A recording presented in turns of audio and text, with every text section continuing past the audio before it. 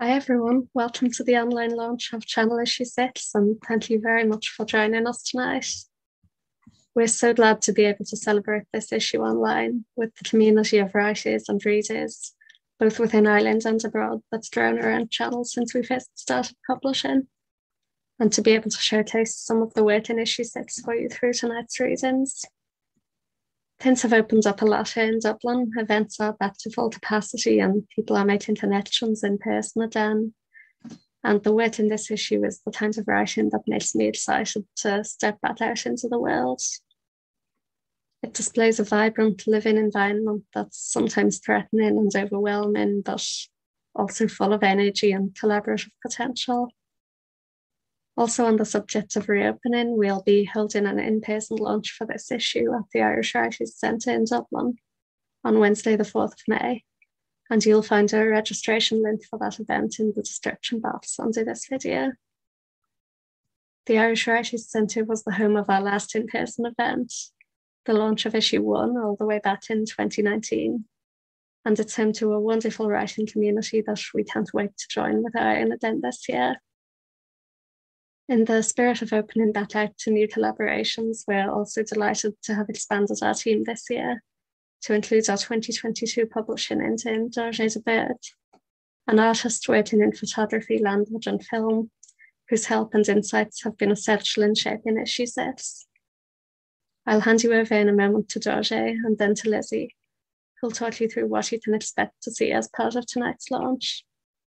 But first of all, I want to say thank you to Dorje for all his hard work on this issue, to tonight's readers and all this issue's contributors for sharing their words with us, to this issue's cover artist, Jerry Blake, to our printers at City Print Cork, to the Arts Council and our patrons for their financial support, and to the supporters of all kinds who make our work possible. We're truly grateful to you all. That's it from me, and I hope you'll enjoy the launch. Hi, my name's Rory de Berg. I'm an artist.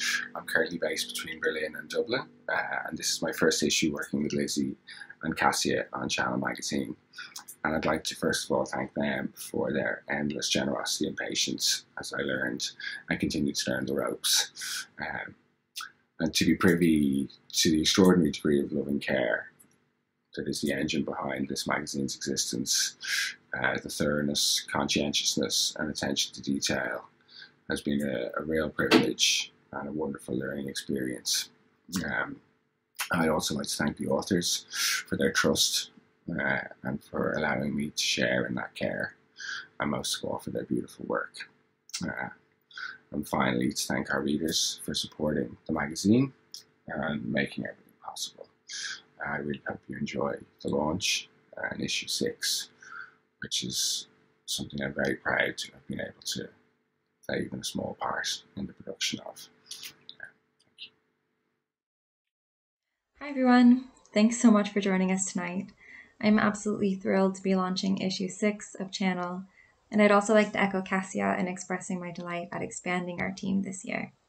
It's been a pleasure working with Dorje to bring this issue to fruition, and I'm very much looking forward to the continuation of our collaboration for issue 7. You'll find some of Dorje's work interspersed throughout the launch video tonight, both photographs and film. The photographs highlighted here are selections from Dorje's Midlands Journal, a body of work made during the trauma and inertia of the COVID-19 pandemic. Midlands Journal seeks to break with traditional representations of the Irish landscape, and in doing so reflexively reflect the tensions of temporality and topography inherent in small-town rural life. The short film excerpts you'll see are derived from The Sting of Love, which is part of a broader, speculative work by Dorje that explores, under a Freudian framework, the dynamics of estranged family, particularly paternal dynamics. The text that appears in the film is adapted from Thomas Honeckel's 1992 documentary film about Raina Werner Fassbinder, in which Fassbinder's 4 lead actresses describe their relationships to him. Now, I also have the pleasure of introducing you to our issue 6 cover artist, Jerry Blake. Jerry is a photographic artist based in County Wicklow. He completed his MFA in photography at the University of Ulster in Belfast in 2015, and in his practice he looks at the individual in their surroundings and explores how we are shaped by the environmental situations in which we find ourselves. We were drawn to Jerry's work particularly for its representation of ceremony and integration of people in place.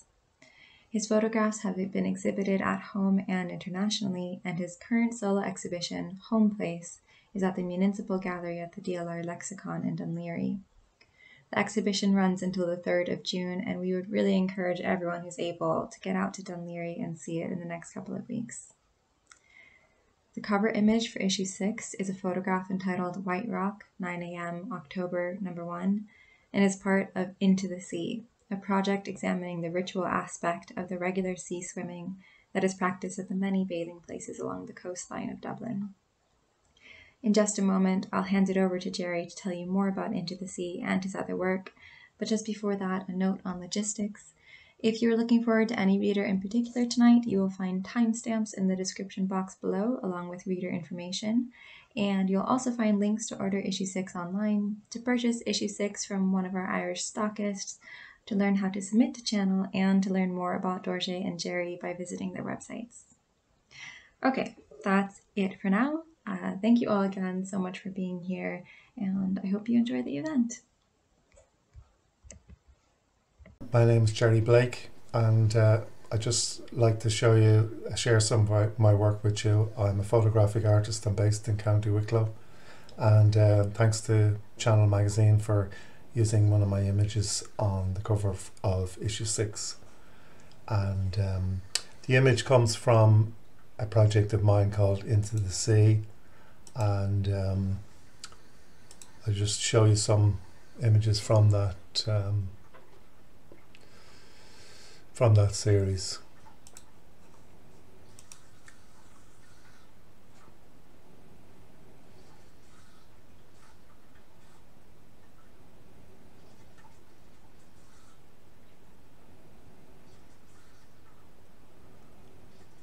I took these images around 2016, 2017, before the pandemic. It was a lot of the pictures were taken in winter time. It was less common to find people swimming in the sea then, but it was practiced by a group of very dedicated swimmers, most of whom swam all year round. Previous to that, I worked on a series entitled The Grey and the Green, which looked at community gardens in Dublin and elsewhere. Travelled to Berlin and to Cuba, photographed community gardens and urban farms there. These initial images are from Dublin.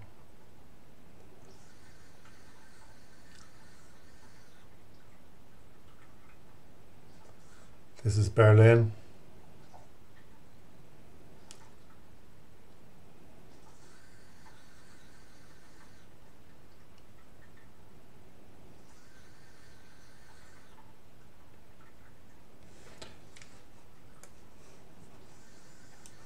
I don't seem to have images from Cuba. My most recent series, entitled Home Place, is currently on show in the Municipal Gallery in Dún Laoghaire. It looks at the issue of making a home and the housing issue generally in Ireland. Consists of a number of portraits, people making homes for themselves in various parts of the country by various means. I also photograph many empty houses, which are a phenomenon we see all around the country, symbolic of the problem. Thanks very much.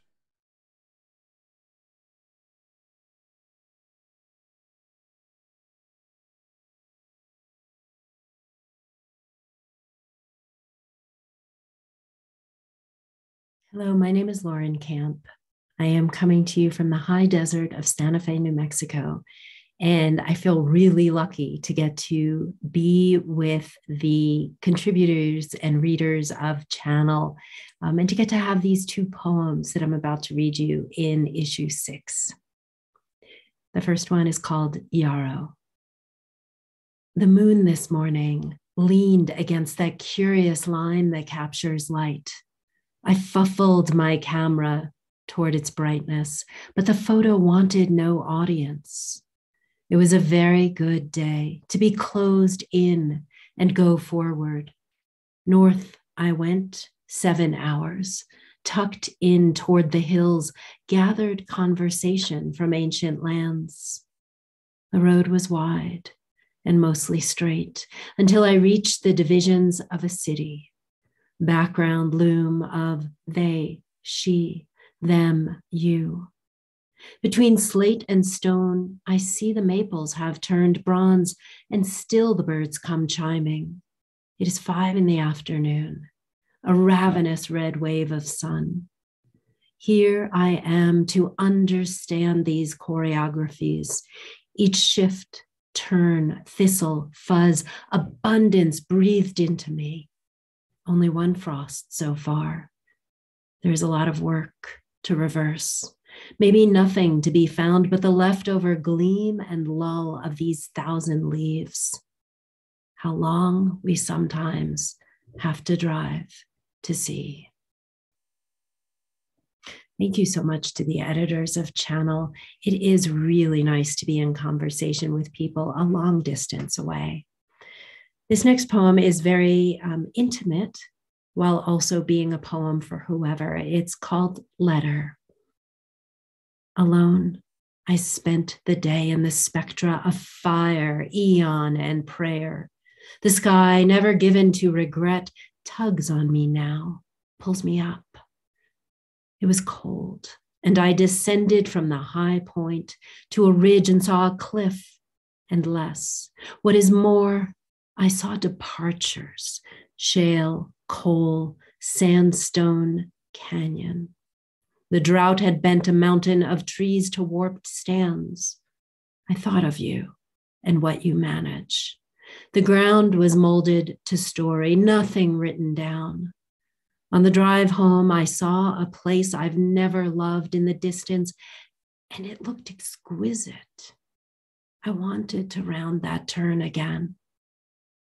I enclose a rock here, pale as centuries, invisible because I could not lift it, ancestral because I would not dare to send it on.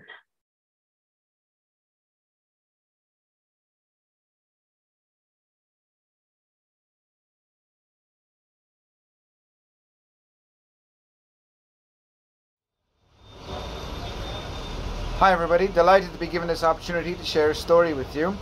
My name is Podge Meehan. Sorry I can't make the live event, but I live in central Andalusia, so not able to attend. I've written a story called Paradise Pizza, which is about a diving instructor on the PP Islands in Thailand. I'm going to read a very short introduction to it. Paradise Pizza. The story wasn't surprising. It came in over the course of about 10 emails sent between Christmas and the following August. She insisted on keeping in touch like that, every month or so sending a long, quite matter-of-fact record of what she and the family had been up to, even though you could see most of it happening on social media anyway. I almost never replied. And when I did, the apology for not replying sooner ended up longer than any news about me. I'm not sure what she wants me to say, as I've been doing the same thing every day for 20 years.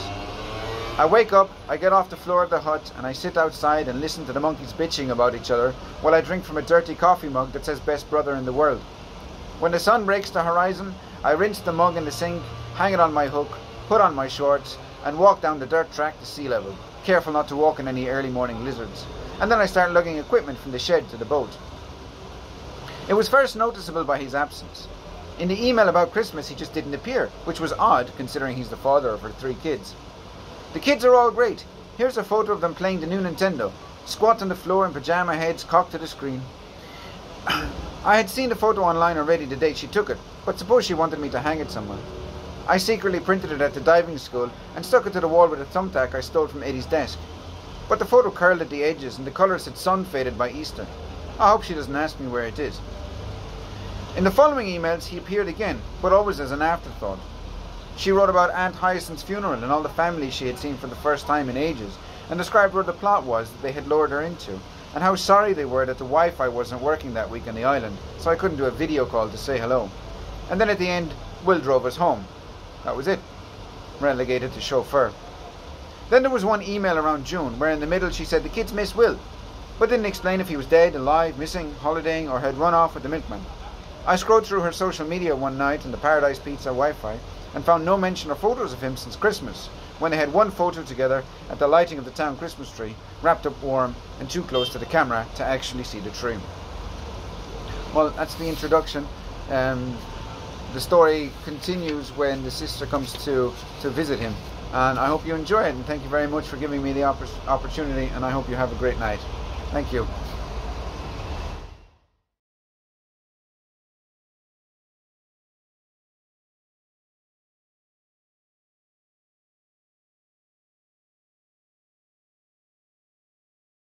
Hello, I'm Carolyn Oliver, and I'm reading in Massachusetts.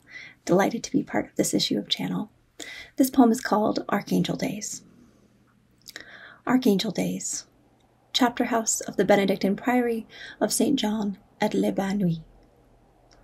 Now the seasons bleed over their edges. Heat stains late September Michaelmas, feast of the warrior angel. I shiver safe in the museum's prized chapter house, its sandstone columns and limestone vaults undone block by block a century ago, between wars, then rebuilt across the ocean, empty. I read the plaque, wondering how it would feel not to know touch corrodes, not to know how unseen salts will dissolve the bonds holding even rock together. It's only ever quiet here. Whispers ghost under the arches as if this were a chapel, not an enclosure that makes space for ordinary time, a place to speak. I wake to the years when no glass keeps out the dew-slick wind and silence breaks at dawn, as other bodies ease from prayer to talk. Dirt under their nails too, wet pulp of leaves stuck to their feet. Air drawn taut overnight mellows with smells of coarse wool and melting tallow, breath that whips rumors into froth. A hungry fever wafts from the marshes, winter's green sown too late, long rains and scant sun. How much there is to fear in the cold between lauds and vespers, and no weapon to lift against it. Archangel days behind us, days of waiting still to come. Thank you.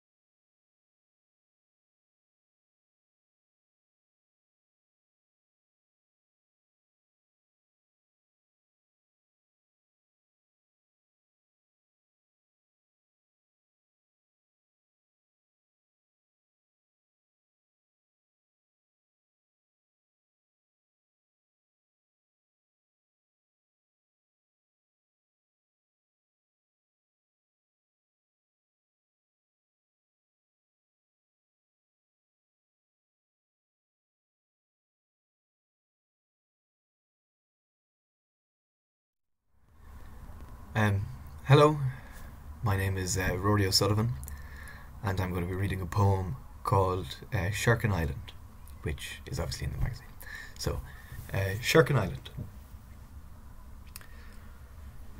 There, as we walked in the visionary company of love, with our minds transfixed, soaring, radiant as we searched for the beach and as we laughed, smoked, and felt the wind darkly on our shoulders and light like hail above our heads. What we wanted most was to be different, to be made full, to sleep. And so we walked in search of this, our true bodies. Somewhere our words sang over the water while we spoke, and in the distance hearing them we desired. Somewhere far off a sound, a shivering echo like a fish or a sword waving in the air, sang, and as we heard it the sound called to us and displaced us with its soft voice, seeming to shine a darkness like the moon. The voice was something that we yearned to possess as ours, and as we walked together, this melancholy laughing voice of love was what we shared. Approaching the end of the path, we found the beach and stopped there, a huge white shell glistening emptily on the shore, and we became like puffs of sand nested between its furrows, and we swam playfully in the sea, and we camped that night and slept in truth's arms, but we did not wake. We could not discover things. We were not pure. And the birds passed and greeted us, but would not dance on our fingertips. And at night when the foxes passed, they did not stop, but went alone, starving into their coverts. And when the smallest creatures and the fish scuttled past us, watching, we were like moons to them, grandiose, solitary, frail. Okay, thank you. That's me. Thank you very much for having me. And I'm looking forward to seeing what everybody else does, which I'm sure will be really good, as always. So thank you.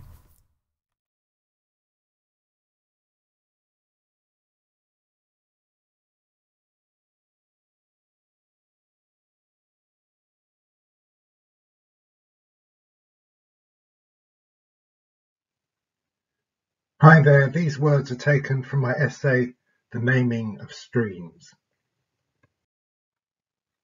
There aren't even stone tracks this far into the glen, just vague depressions in the grass where sheep have trodden their own rights of way.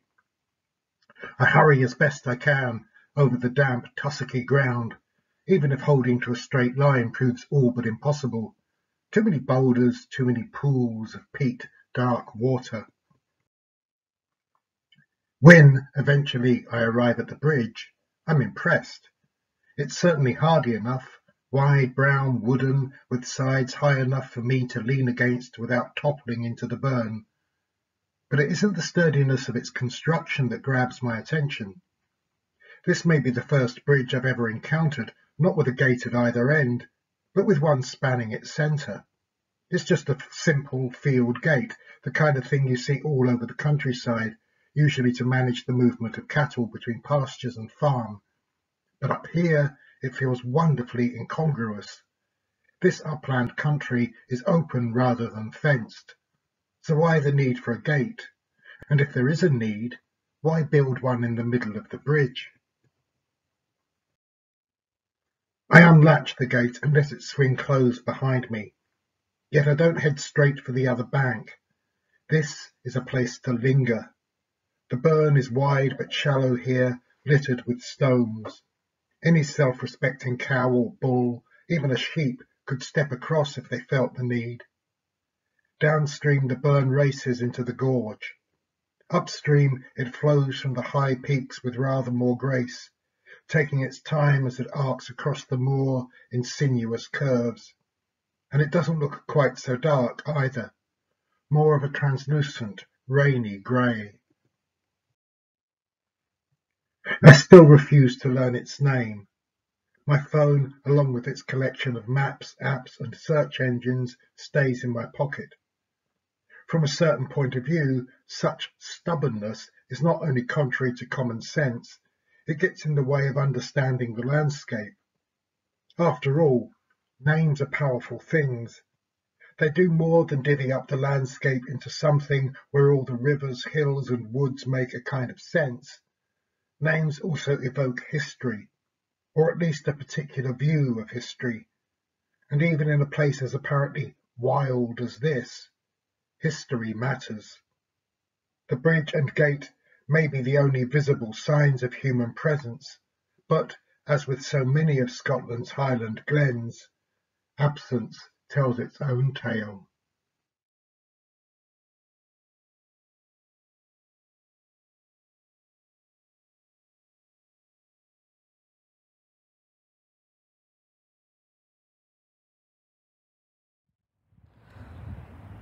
Prospect Cottage for Derek Jarman. Oh, Saint Derek, let me have a garden. A patch of blackened grass, a balcony, a window box, a vase of cut flowers, a pocket full of earth, a city park to roam. Let me have a house, tar painted, folded in mist, to live out my days in the shadow of power stations A and B, who murmur a daylight lullaby but shine by night like distant cities, whose warm water waste enthralls strange birds and holds them close. Let me have the stillness of the flooded gravel pits, the puzzle of their brackish water protected by communing pylons. Let me have a fenceless garden, ringed only by horizon, an upturned boat's pitted husk, a wrecked fisherman's hut draped in nets, samphire and bindweed, thistle sprouting from shingle, and a single cawing crow that drags the dusk over the scene like a loving shroud.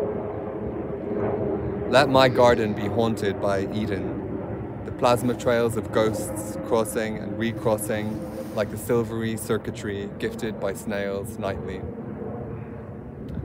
Let legions of rusty-helmed foreigners rise from the sea, the shimmery outlines of squat, hairy men, and pass through my house as through a mist. Let the ghosts of all my lovers throng the thresholds of the house, speaking in tongues I once understood, and when I draw shapes in the shingle, let the wind reshape them into patterns of its own design.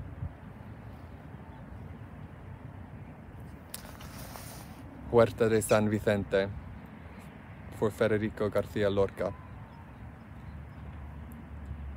I want to return to the old house where there is no running water and where the brook cries out to be held. I want to lock myself inside my room, pacing the cool tiled floors for hours under the shadow of the Sierra. The small boy staggered under the weight of a macassar tree that flowers in December.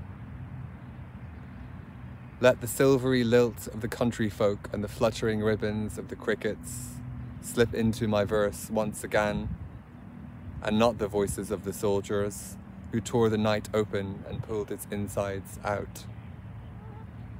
The sun's unsheathed dagger carved through the afternoon, but the marble floors remained mute. I want to climb the staircase. My body was thrust down, and breathe the night air on the balcony again. I want to meet a wild reckoning on the hillside, swaying under the wind's force in the hands of strangers. The white poplar swayed whitely, and the child caressed by soil made pathways through the corn.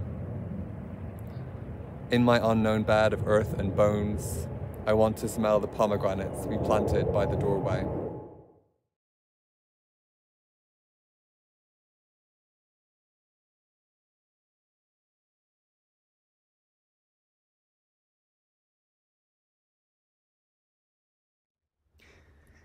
Equinox.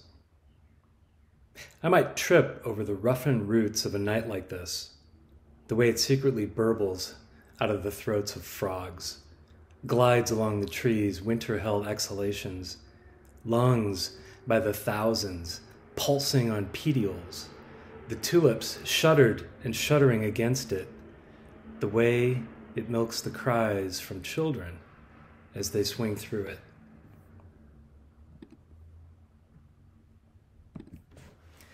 The Buried City, after Toba Kidore's drawing Untitled Cityscape. Snowed in, derelict city at the base of White Mountain, her drawbridge lost rising in dense lowering fog. Two sets of prints disturb the empty streets. The snow raven, the blood dove, shred the gray air, leave glimpses of black boughs, clutch trinkets from the ice before they flee. Fragments of skulls, the frozen graves have heaved.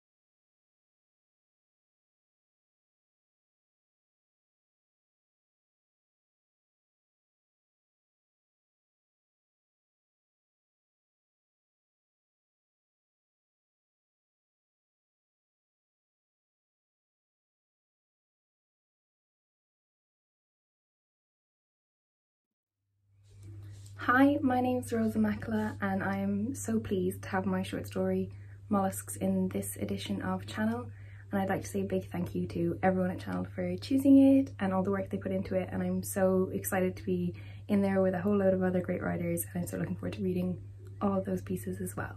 So I'm just going to read the opening of my short story and you can find the rest of it in this edition. Thank you so much again. Molluscs.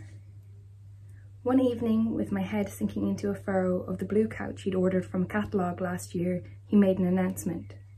"I'd like you to meet my mother." He said it with his index finger drawing a continuous line on the screen of his phone. "Yes, we always miss each other," I said.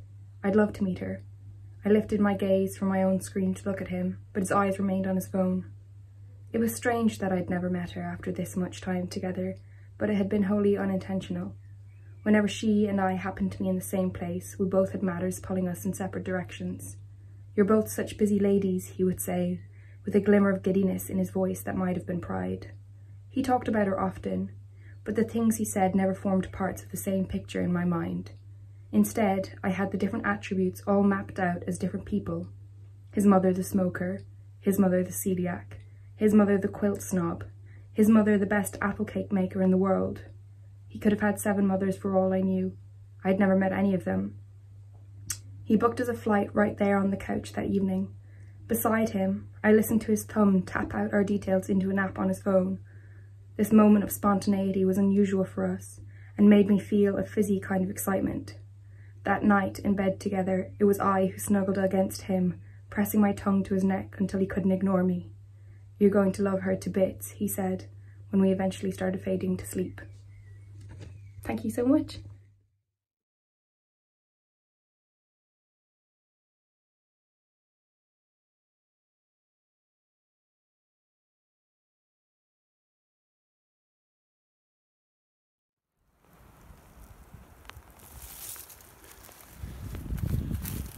Pozdol, or Apocalypse with Interruptions. A child has scotch-taped a logjam photograph next to my bed. My head and legs twist through the dam the child's fixed into my dreams. No beaver's mind, my breaking sticks. And when I'm free, I'm greeted with emergency.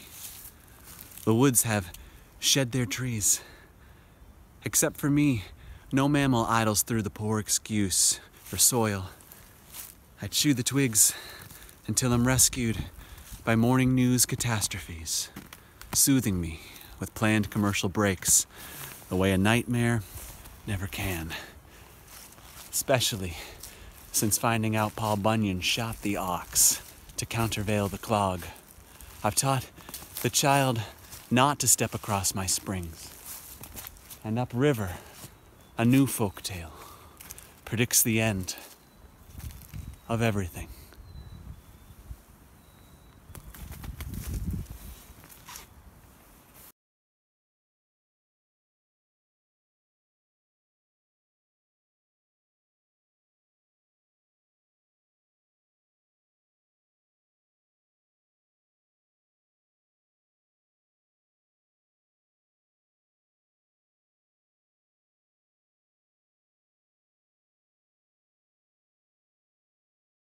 Amhlaoibh O'Sullivan meets the woman from Powici Bog. Found poem from the diary of Humphrey O'Sullivan, 22nd of September, 1828. It was my husband who built that house. It was I who put soot on the rafters. But the son of Podine Nagyan took the door off the jamb and the hinges off the hooks. He left the cabin without a door, the window without a pane of glass, the hearth without a fire, the chimney without smoke, the pigsty without sow, boar or bonneff. I'll never again hear my cow low to her calf, my mare neigh to her foal or her colt, my sheep bleat to her lamb, my goat meg to her kid, my hen cackle to her chicks, nor my cock crow. I won't be here to see again either my white duck or my spotted drake, my hatching goose or my fair gander. I won't see the bog lake. I'll hear no more the heron's cry, the lapwings or the plover's call, nor the jack snipe's bleat. I won't see the cormorant again. I won't hear the water hen. I won't drain the pool to catch an eel or a pike. It is far from them all, I myself, my persecuted husband, and my ruined children are being sent. I won't be here to grow sweet white-topped watermint in the meadow by the pool, nor white and red clover. I won't set the flax seed. I'll not cut the flax. I'll not steep it in the pool. I'll not draw a thread from my spinning wheel or my distaff. I'll make no more yarn. My spinning wheel is in the ditch, my press in the sandpit, my table on the fence, my pot in the undergrowth, my chair out in the rain. My straw bed has no cover, sheet or mattress, my head no cap, my back no cloak.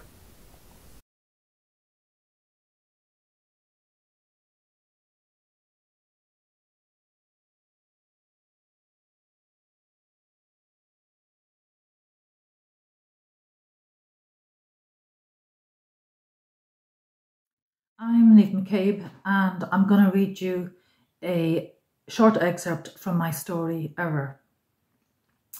Look, the golden daffodils she planted are out. The soil is awake. She considers. Maybe the fir is deep in slumber. Maybe it's a good time to do battle before new growth accelerates. The dog, an old greyhound that strayed onto their property some years ago, senses pending violence and stands close to her, small ears cocked, switch-tail tucked tight. She checks the fir's trunk to see where to begin, scrapes a dripping whetstone across the blade of her ex's hatchet, the one she found hidden inside the furthermost shed, the shed closest to the forest. The greyhound flinches at the sound of stone on blade, flattens his ears and turns his head towards the dense forest. Just how many years have passed since he appeared out of this forest, half-starved, and sat waiting at my doorstep until I let him in. Tomorrow the fir will begin to come down. She'll chop a bit every day, until all that's left is a sorry heft of stump. She'll ensure the tree falls away from her roof. She'll use the remaining stump's hewn surface as a tabletop. There she'll accumulate her odd stones, small bones, the detritus she has dug out from her ex's ornamental tree nursery project, an idea still in its laid-out infancy at their garden's edge. The edge where the grass gives way to rushes and then onward into the crowded forest. The forest where the soft earth turns tight-lipped, where open ground closes over all mistakes, all tiny lapses in judgment. And she'll keep a close eye on the headless fir stump. She'll remain vigilant for new growth, trying to sprout from energy left in its roots. She'll wait for this tree's exhaustion. She'll get rid. But in the morning, she notices for the first time that a pair of young magpies have begun building their nest high in the evergreen fir's spindling canopy. A bad choice, she thinks. Why not her lush young oak just coming into its own? Its wide, welcoming branches spreading thickly out, and the spring breeze, listen, now blowing through its open-palmed leaves. Why this monstrous dark stasis, stretching vertical like an old candelabra as home for their hatchlings? Tracked by the greyhound, she places the hatchet back in its shed. She'll wait until the magpies have reared their young. Thank you.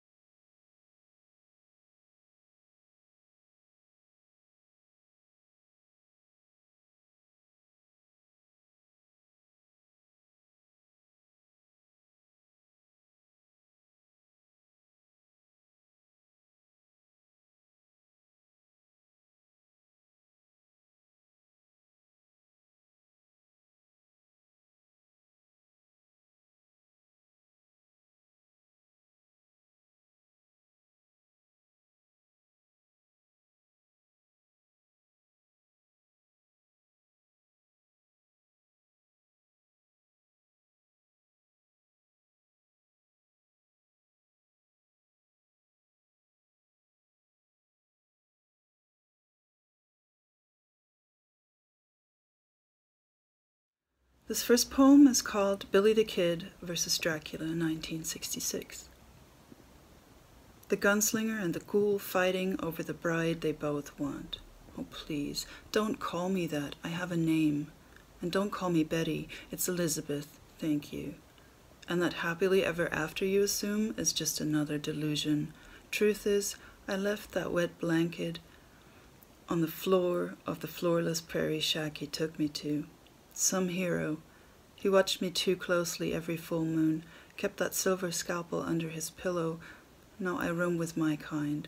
We built a homestead for women with names, with stories, other than that of man or no man.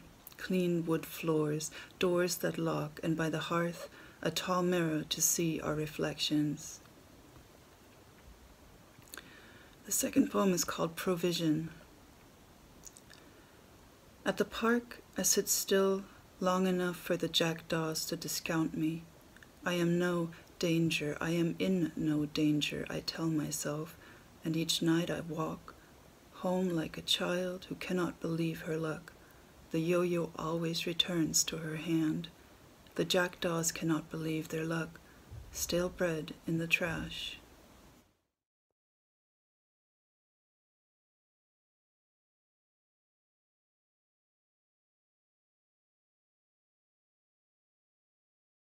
This is Angeline Schellenberg in Winnipeg, Canada. My poem in issue 6 is from a series of poems I wrote responding to odd questions that I found on the internet. This is, do you think NASA invented thunderstorms to cover up the sound of space battles? These wheels we set in motion spark and wobble. There's an empty stomach under your sky. That rumbling you hear is not the sound of battle. Come closer to the kitten on the anvil. There's Vesper, not Viper, in her cry. These wheels we set in motion spark and wobble. Bottles full of tears clink and rattle. A body sinks into the earth nearby. That rumbling you hear is not the sound of battle. Like your chest, a cloud is only dust and water. When you hold burrs in, the street is hot and dry. These wheels we set in motion spark and wobble. There is an airport bigger than Seattle.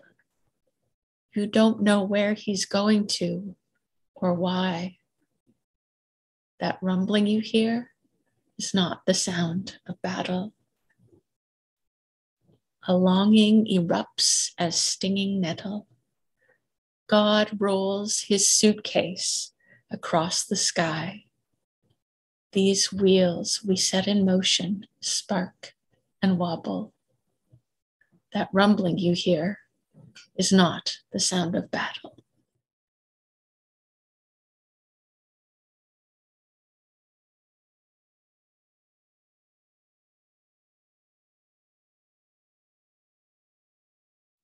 Hi, I'm Conor Crummey, and this is an extract from my story, The Good People. Out in the cold, I tramped down the gullet of the valley. I stopped when the pub was gone behind me and the rest of the town had yet to appear. I breathed in lovely eldritch night. She's a different place at night altogether. By day, it's all summer noise and colour. Flames of honeysuckle and Montbretia lick the hedges. No third-rate poet ever passed the fields without the word verdant coming to him in a bolt of inspiration. The place whores herself out by day. At night it's different. The mountains are monstrous silhouettes. The green peels to the colour of illness, much closer to what you'd call a moor, with it draped in moonlight and the weight of something older and hostile lying over it. The place has an honesty to it at night. Kit was riding Finbar. That was a near certainty. My 71-year-old wife was hoisting herself on top of a hairy moonshore in his 40s. I tried to process this thought. I was never an Olympian in the riding department, but I'd not disgraced myself either. I'd done my best to be attentive and communicative like. I'm not a jealous man by nature, but I can tell you, the thought of that eyebrow taking up my Kit's horizons, blocking out the sun like a hairy eclipse, and her reaching a thundering Protestant orgasm, Any man would be sent to Rory's taps. I bunched up my coat and tried to make out shapes in the dark of the fields. You'd call it desolate if you didn't know the place and had only a visitor's eye. Maybe you report home that it was vast and grey, but had its own kind of beauty in a way. But gorse and heather and wren are teeming with life all, and other things breathe misty mischief over it come night time. They make the landscape change in an instant. Mist will roll over the mountains while you're bent tying a shoelace. You've no hope of keeping your bearings then. That's true even if you're from here. We're no mystical guides. We're permanently lost ourselves, and we look at. I fumbled in my pocket for the headlamp Kit bought me for Christmas. I scoffed at it at first, but the thing had kept me out of a few ditches. I strapped it round my forehead and flicked the switch. The halogen light fired up, and 50 marble eyes roared out of the dark at me. I stood frozen. They bad. Sheep in the headlamp, Jesus God. 20 of them at least. They stood stock still like they'd been caught in some cultish ritual. Fuck knows what sheep get up to at night. I stared back at them and fingered the top of a wooden fence post that separated the narrow road from the fields. The end beneath the ground would be sharpened to a point. I pictured myself thrusting the sharp end into the base of Finbar's skull, the part of us where the baby softness never really hardens. Picture pushing your finger into rotten fruit. That's how he would fold around the post. The nearest sheep stared at me with his big, empty eyes. Probably I wasn't the first love-struck fool he'd caught wandering the road from Rory's at this hour.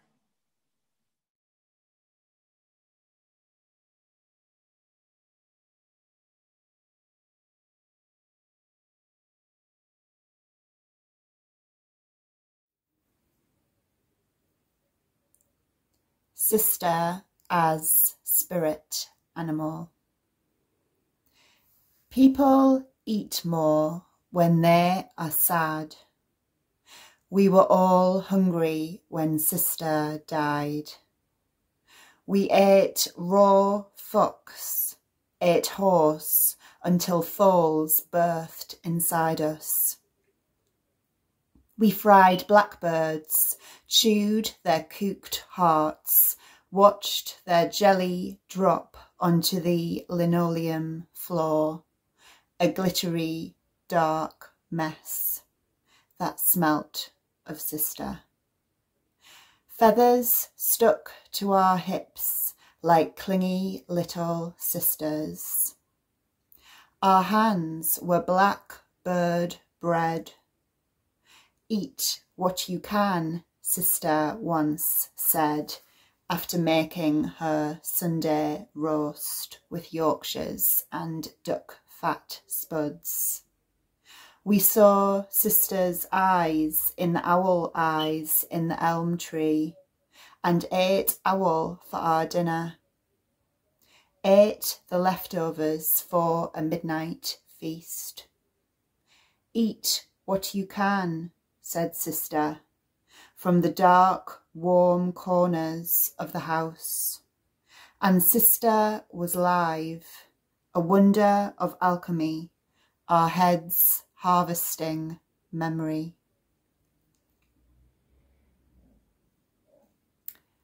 Wolf takes my hand. He feels warm, not like other boys I know. Feels like a light steer, and I am fabled. Wolf leads me through the snow to Wolf House, a cooking parlour in the forest thick. The wind breaks the door and it blows wide open. I fix him a big bowl, rush the big bowl to the stove, rub at his muzzle. Wolf teaches me how to sad sigh, how to sleep long. I feed Wolf all winter, my hunger driving him. I am a winter stranger in his house of wolf, so far from home. When there is nothing to shoot and we run out of meat, Wolf licks the arch of my foot like a blue sweetie. I grow snarl thin. Sometimes my tummy hurts. Thank you.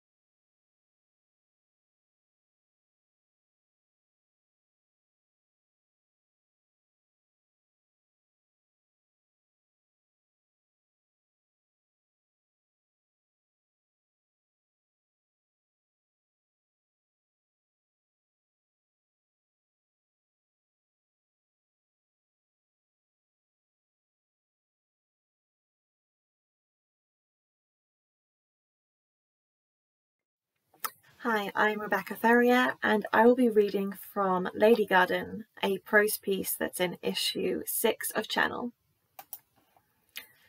I am 28, and my mother is a bookcase. I remember when her feet took to turning. We hid her toes in wide-set diabetic slippers to soften the clunk as she barreled about the house. Best to hide her change, lest the woodworkers sharpen their saws and hooks and sanders prematurely. It's a gift, she wrote in her childhood journals when her own transformation seemed an untenable fate. Stroked across each page are illustrations on Ariel's cloven pine tree prison in The Tempest and Samson's biblical riddle, where a lion holds honey flesh inside his chest. A dozen theories on our affliction that flares at puberty. There's a curse, she told me later, as strawberries streamed from her vulva and white flowers budded through her belly button. When her condition was too advanced to hide, we moved her electric recliner into the conservatory. She smelt like summer. Her face was framed in white fruiting blooms that summoned the bees to her. Their bumbling bodies shared her nectar, while drunk against the conservatory glass, and then buzzed themselves to lifelessness in a pile upon the windowsill. Mother, her hair and Easter bonnet she had grown herself, would not let me discard them. In her final days, I think she loved the bees more than me. Speech faded when her tongue went to root and buried its slow, inching growth through the linoleum tiles. Bark sores thickened her lips and wrists and knuckles. Too late tests confirmed her ovaries to be apples, rotted and pulped. One single seed had caught itself inside her uterine tissue and grown, unchecked, till it trunked through her body. We planted her in the garden in May and harvested her in September. All the women in our family are fruit trees, or become them, eventually. We are prone to ovarian cysts, as 1 in 3 women are. Yet from our fluid-filled sacs come nectarines, mandarins, pears, apples, and plums. I have never met another woman who makes fruit as we do, although I know they exist. In the New Yorker, I read about a girl with fungal flowerings. Chanterelles file between her labial lip folds, toadstools pop through her rear side puckers, and turkey tails bracket where her thigh-high flesh meets. In the Scottish lowlands, there is a tale about a 15-year-old girl who slept with a goat and birthed a Swede with a working mouth. The vegetable was burned, the goat drowned, and the teen buried face down in the tilled soil, knees tucked beneath her. It seems wasteful to me. If one grows sweetness, one should consume it. We eat dinner off grandmother. She's a trestle-based pearwood table with gilt brushed legs. Dessert is her own grown, fibrous pie. How lucky she is to remain useful, even after fruiting. Thank you.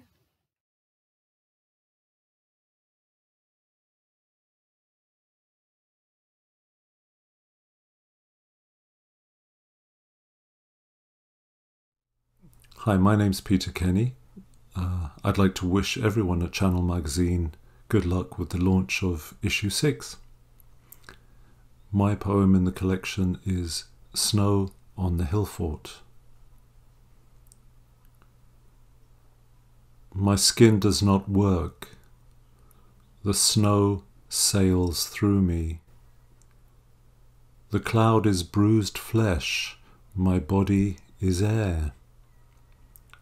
With no child-proof lid, my skull spills itself, blanching the hill fort with pine-scented bleach. Fields are blank pages I know I will ruin. Crows gather, one crow after another.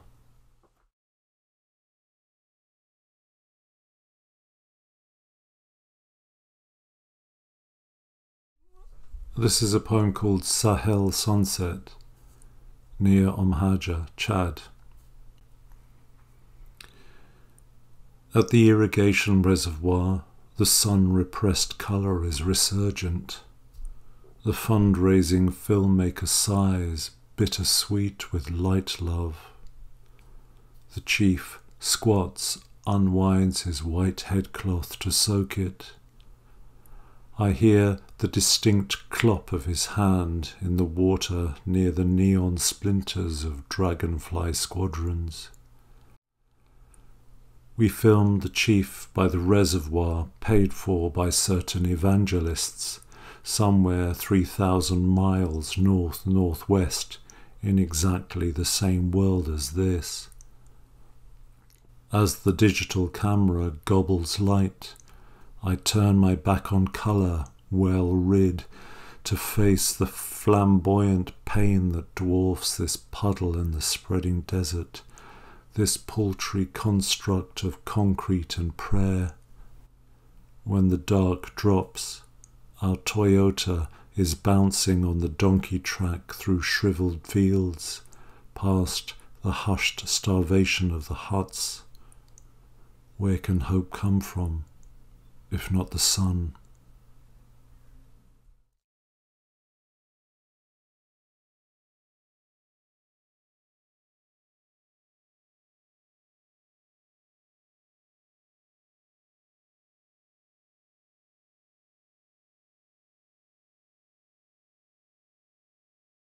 There were still 3 days until the snail crushed the city. It was later than she had planned, but there was still time to pick up the last few bits before they all headed up to her dad's place just outside Mullingar. It was nice to be out of the house. There would be long queues, she knew, but it was worth making the trip to the big leap. She calculated it, and it would take them 3 cars and 2 days of driving back and forth to get all their stuff moved up there. She wanted to make sure the kids would have everything they needed while they were away. She didn't want their schedule to be disrupted any more than necessary. At least Saoirse hadn't started school yet. They would have to find somewhere new for Brian. The moving vans were having a field day, making a fortune moving boutique furniture from ancestral family homes up to South Dublin apartments. You could see the white vans with antique pianos or old grandfather clocks tied onto the roof, frantically making their way up and down the M8. She had taken the long way around, staying off the N22. It meant she didn't have to look at it. Dad had called as soon as the snail appeared. Someone had forwarded him a video of it coming ashore just off Bannistrand. All those holiday homes. He had been panicking. When he called again that evening, he had started to calm down. She watched the 9 o'clock news with him while he was on the line. She could remember him saying, "I told you so," as the snail crushed the Trilly aquadome. He had called her Deirdre in that same way that he did when she was little. She couldn't recall anything the newsman had said. Funny, the things you remember. Everyone was panicking after that. Mum would have been even worse. Things didn't get really bad until the next day, or maybe the day after that. Whenever the government had confirmed that the snail was on a path of inevitable destruction, as Zatisha called it. As she pulled into the parking, she could just about make out some graffiti next to the trolleys that read, "The snail." Someone had scrubbed away the first word. She wasn't sure why they had bothered. The shop wouldn't be here in a few days. There was graffiti all over town at the moment. It was little much calling it a riot. At least all of that was over and done with now. She was glad that there was a row of trees blocking her view so that she couldn't see the snail from here, mostly. Only the eye stalks were visible, sticking up over the top like 2 high-rises. Joe Duffy was talking about the National Salt Collection. There was a number you could call. Deirdre had held on to hers, because she used the low-sodium stuff for Tom. She wasn't sure if it was any good to them. Not that it'd make any difference. Tortoiseshell. We are building a dome. The machine of it is cognizant. Therefore, we built it in a collaborative exploration of all things green. To the commuter, one green, no more. To us, however, shades of verdant catacomb watercolour wet upon wet and assembled in slabs, tubes, mouths, waxed cotton, paper, fabric. There is more to green than green.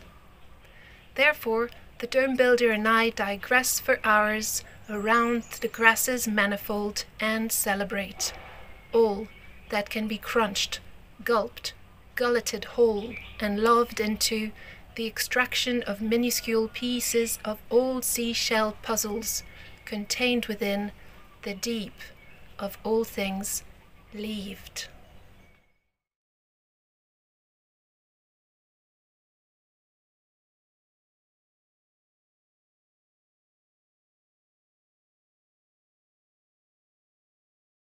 Hi again, and thanks for tuning in.